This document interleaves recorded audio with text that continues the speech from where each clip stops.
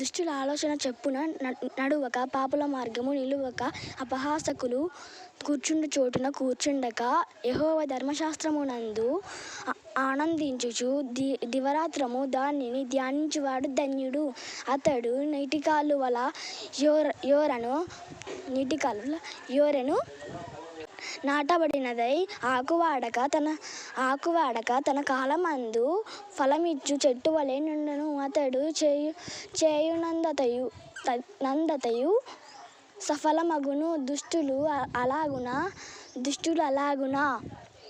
నుండక గాలి చెదరగొట్టు పొట్టవలె నుందురు. కాబట్టి న్యాయ విమర్శలో దుష్టులు, నీతిమంతుల సభలో పాపులను నిలువరు. నీతిమంతుల మార్గములు యెహోవాకు తెలియును, దుష్టుల మార్గములు నాశనముకు నడుపును.